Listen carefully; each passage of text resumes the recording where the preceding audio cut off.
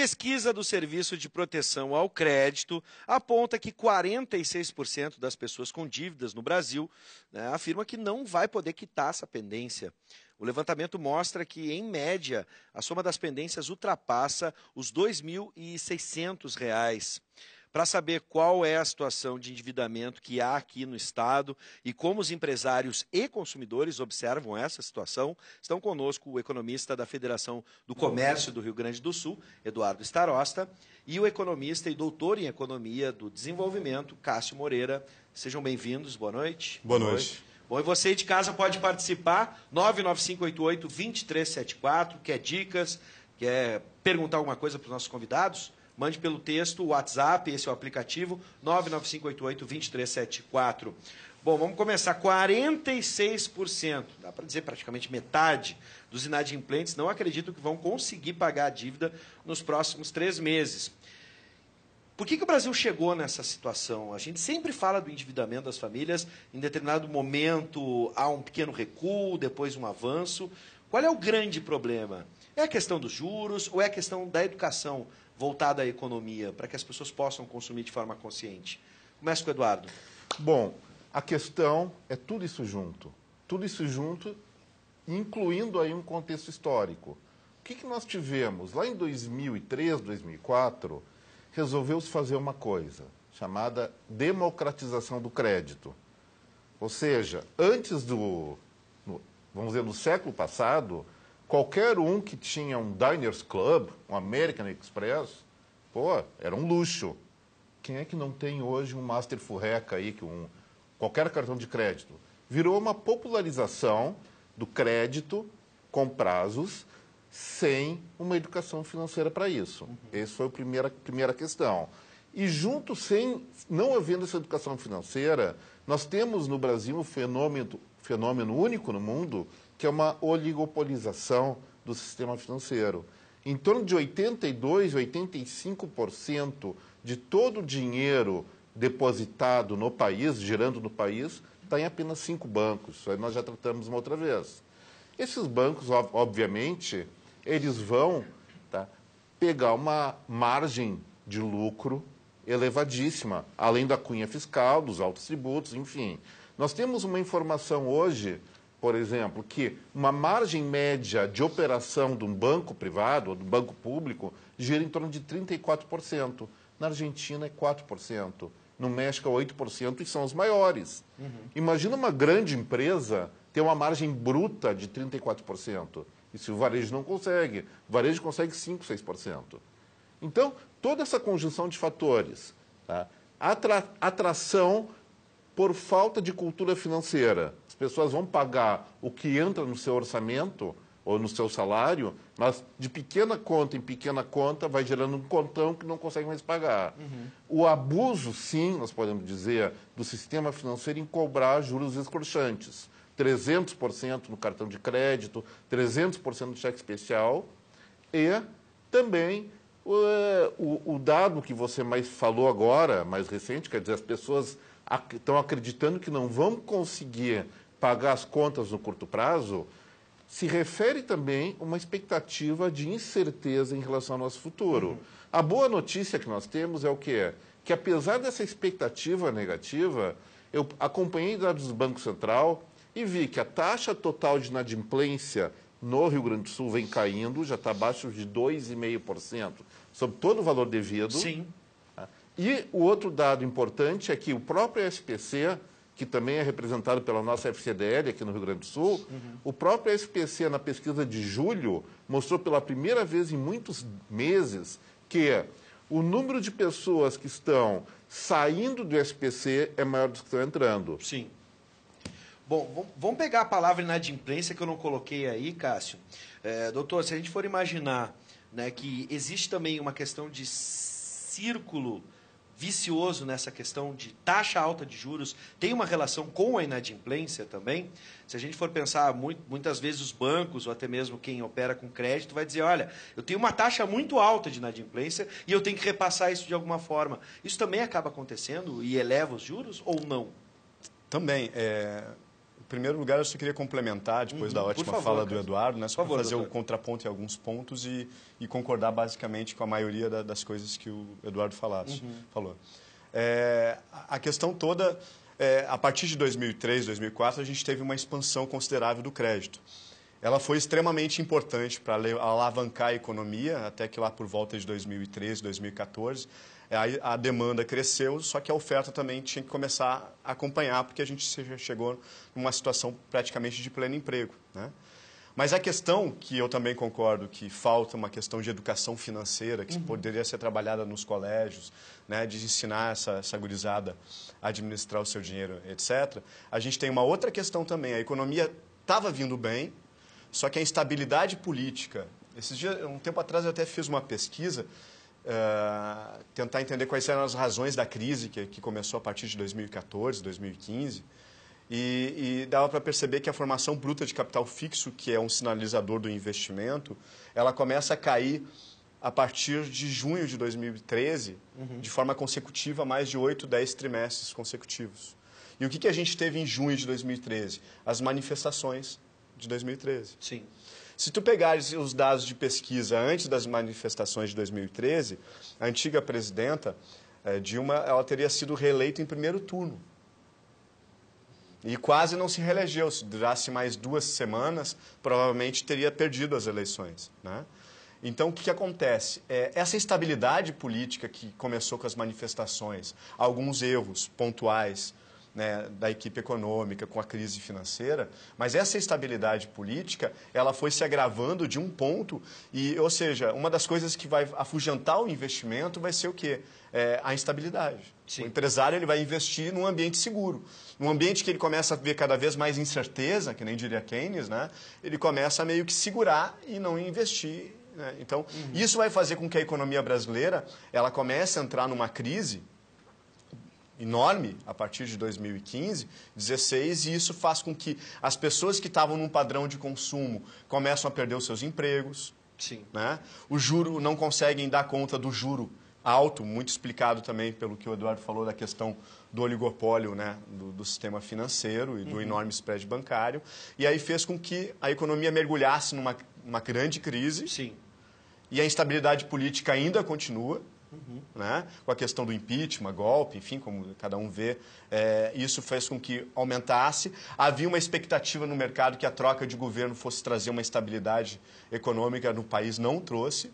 Então, a economia brasileira está mergulhada nessa estagnação econômica e, por consequência, também o consumidor que acabou perdendo seu emprego ou não tem mais aquela renda real que tinha antigamente, não consegue não dar conta, e aí começa a dever, e essa dívida, juro com juro, começa a fazer com que a dívida fique insustentável, impagável, e aí chega a situação de enorme desemprego que a gente tem hoje, instabilidade política e também a inadimplência aumentando, né? Agora, na questão da inadimplência, a gente tem o cadastro, né, hoje, primeiro indicando quem não pagava bem, depois tem a proposta do cadastro do bom pagador. O brasileiro é um bom pagador? Na tua concepção, Cássio, depois eu passo para o Starosta. Questão cultural mesmo. A gente falou sobre educação financeira. O brasileiro ele é um bom pagador, a gente consegue entender isso? As pessoas querem se livrar das dívidas ou até preferem empurrar ou renegociar elas? É complicado, né? Porque a gente tem perfil de consumidores dos mais variados. A gente tem pessoas que são ótimos pagadores e também pessoas que acabam agindo de má fé. Sim. Né? Essa questão da inadimplência é que, além de tu tentar resgatar essas pessoas da inadimplência, tu acaba meio que movimentando a economia porque tu está trazendo uma grande quantidade de consumidores que acabam sendo privados de consumir porque tem o seu nome no SPC, alguns por má fé e outros realmente por algumas circunstâncias que aconteceram nas suas vidas que ficaram impedidos de pagar. E tu, de certa forma, solucionando essa questão e resgatando essas pessoas para o crédito, acaba movimentando a economia e a roda da economia, ou seja, quanto mais gente consumir, mais o comércio vai vender, ou seja, mais a indústria vai produzir, mais salário vai ser gerado e é uma roda, é um círculo, né? Que pode ser um círculo vicioso ou um círculo virtuoso. Pois é, vamos para a tela aqui, eu vou passar para o Starosta responder essa pergunta e já vou colocar outra, 99588-2374, para você mandar a sua pergunta. O Geraldo de Gravataí pergunta, a inadimplência dos bancos com o Tesouro é de bilhões.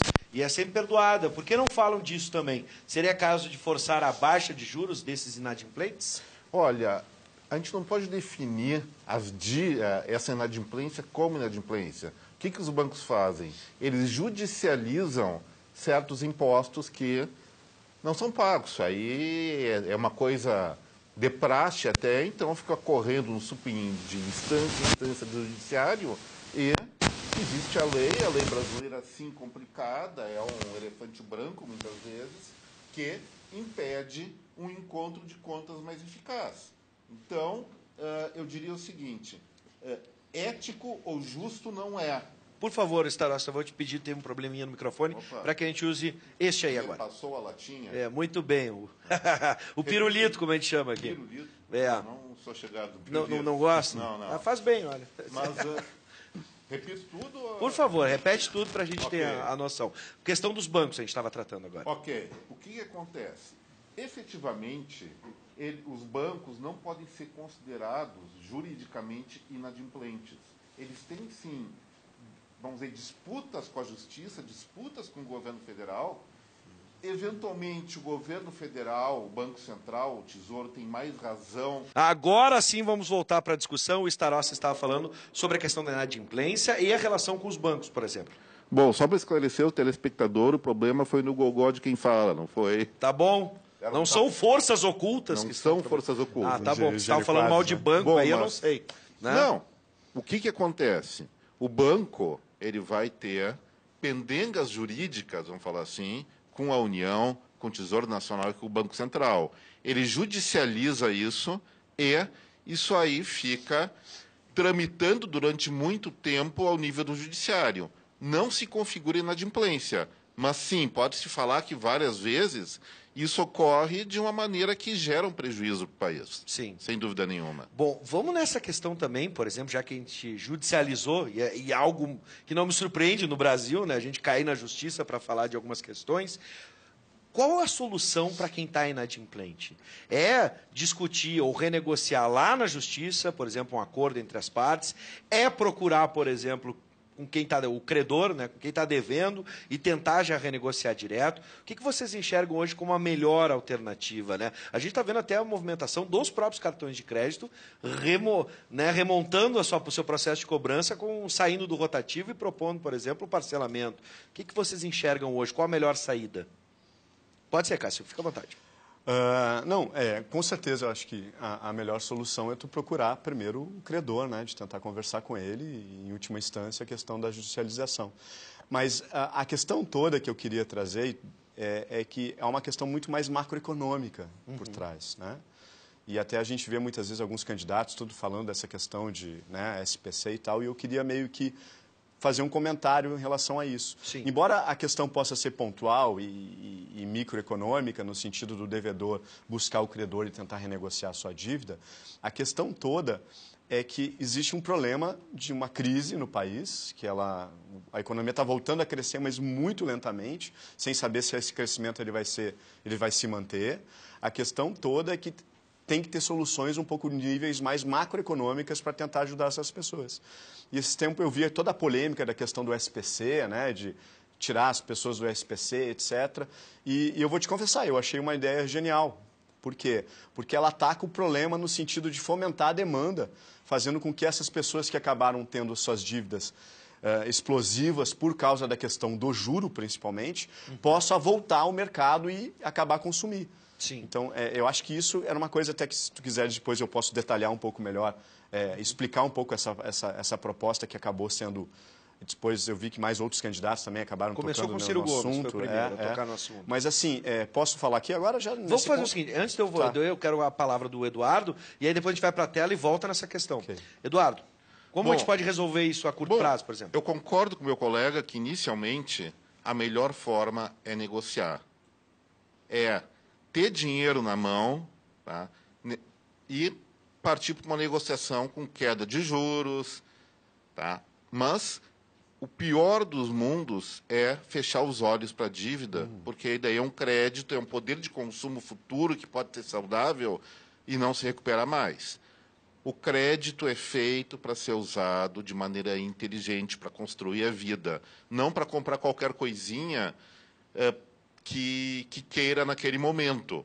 O que nós dizemos, o que nós orientamos? Vá, negocie com o credor e evite a todo custo entrar em cheque especial e entrar em rotativo de cartão de crédito. Isso são cânceres para o orçamento familiar. E quanto à questão macroeconômica, eu diria o seguinte, eu acho que em 2003 aconteceu essa liberalização do crédito, mas até eu ia trazer um balãozinho da minha filha para dar um exemplo. Ou seja, quando melhorou a democratização do crédito, começou a soprar um ventinho em favor dos consumidores. Só que existia uma outra necessidade de canalização de vento para alimentar esse balão. Não tinha, o balão só é por um lado. O que seria essa outra canalização?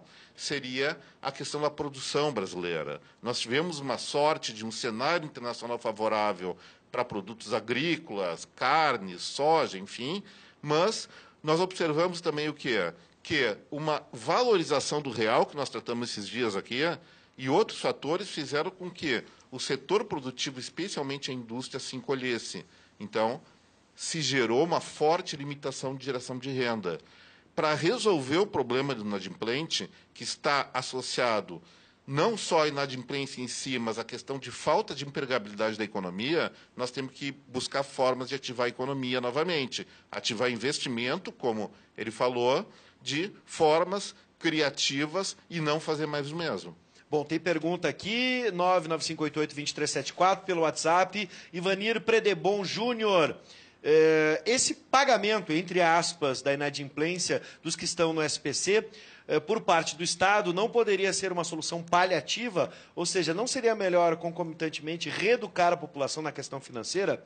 O que vocês acham, Cássio? Bom, essa questão de educação financeira, com certeza, né? Eu acho que falta um pouco na questão da... Até a gente podia ter aproveitado essa mudança do currículo no segundo grau e ter algumas disciplinas, a Constituição, né? Ou seja, o aluno ter noções de direito constitucional, ciência política, alimentação, nutrição, inclusive também a questão da educação financeira.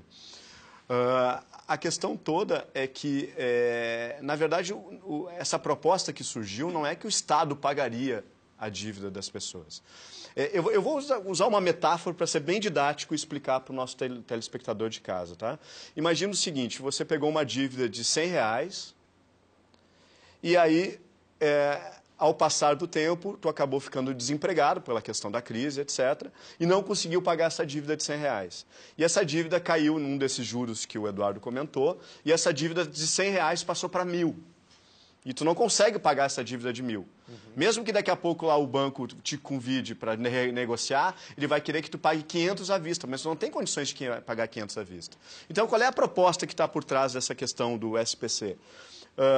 Por meio de bancos públicos, liberando também os bancos privados fazerem a mesma coisa. Daí a importância da gente manter bancos públicos como Banco do Brasil e Caixa Econômica Federal. Por meio desses bancos públicos, seria como se fosse um feirão, enfim, as pessoas procurariam esses bancos.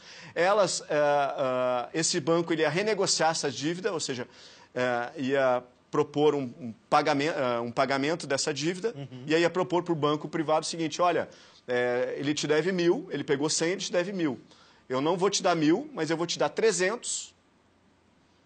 Tu vai ter um dinheiro que tu não teria mais, porque ele não teria condições de pagar nem 1.000, nem esses 500 que tu está querendo.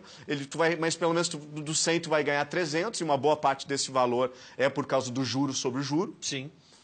E tu não vai ter mais dívida, essa pessoa, tu vai recuperar o teu crédito, que era um crédito perdido.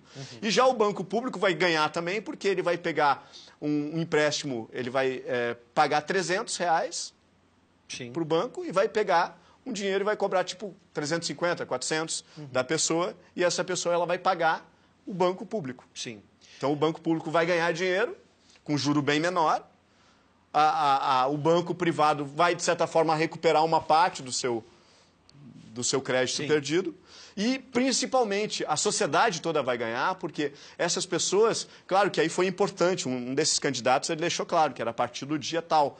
Porque se tu não deixa prazo, bom, se vai fazer isso, eu vou começar a gastar mais. Sim. Então, como tem um prazo que a partir daquela data, antes daquela data, quem estava inadimplente entraria nessa solução, isso é uma mola propulsora da economia, porque essa pessoa vai começar a consumir e a roda da economia vai começar a girar. A economia tem diferentes perspectivas, por isso a gente tem um debate. O que tu acha dessa proposta, Eduardo? Bom, a pergunta seria se isso também não vai acomodar, de certa forma, a população, gerando dívida em cima de dívida. Tem esse problema de acomodação, de, vamos dizer, uma certa, como você falou, acomodação em relação ao pagamento das dívidas, mas o que acontece? Eu, pessoalmente, não sou muito favorável a essa proposta. Sei que ela foi usada, por exemplo, dos anos 80 na Coreia do Sul, algo similar, onde fizeram uma grande renegociação das dívidas das pessoas físicas. Mas qual era a diferença da Coreia do Sul dos anos 80 para o Brasil da segunda década do terceiro milênio? O Brasil ele está com as contas públicas estouradas. Banco do Brasil, Caixa Federal, inclusive o próprio ex-presidente Lula tentou fazer com que esses bancos reduzissem juros ao consumidor, não conseguiu anos atrás, ficou mais caro que os bancos privados até. Mas o que aconteceria? Isso comprometeria o investimento inicial do Banco Central, ou dos bancos, Caixa Federal e Banco do Brasil, da ordem de 18 bilhões de reais. Da onde que seria esse dinheiro? Aumentaria déficit público. Enfim, já existe no mercado também a coisa que os grandes agentes financeiros, os grandes credores, eles vendem no mercado secundário as suas dívidas com grandes deságios. E isso, por exemplo, devendo 3 mil reais, de uma dívida inicial de 100 vende por 300, é mais ou menos o que existe. Já se pode negociar, inclusive, em várias instituições de cobrança, o pagamento da dívida até pelo valor de face. Por quê? Porque essas dívidas foram contabilizadas já como prejuízo das instituições e vendidas como uma recuperação de prejuízo para essas empresas de cobrança. Então, acho que a ideia é válida, seria muito legal se o Brasil tivesse caixa para isso, mas, de acordo com os dados que nós temos da nossa dívida pública, eu não vejo condições não, lamentavelmente. Bom, vamos fazer o seguinte, como o cenário ainda é inuviado, como dizem os outros, né, os mais antigos, a gente ainda não consegue ver quem vai ser o presidente, como essas propostas vão entrar na campanha. Eu vou convidar os dois, o Eduardo já é de casa, já veio várias vezes, quero agradecer a presença do Dr. Cássio, que volte uma outra oportunidade. Grato. Eduardo, da mesma forma, com o cafezinho tradicional aquele, com pirulito ou sem pirulito, tá? Não, eu quero saber das balinhas da última vez que eu mandei a gente vai ver. Mas tu não disse que não gostava de pirulito por causa do açúcar? Aí ele reclama, esse homem. Aí eu ponho no bolso e entrego pra minha mãe. Tá bom. Tua amiga? Sião, um grande beijo pra tua mãe também, tá? Gente, sejam sempre bem-vindos e até o nosso próximo encontro. E vê se não arruma dívida. Eu sei que a coisa não tá fácil, tá?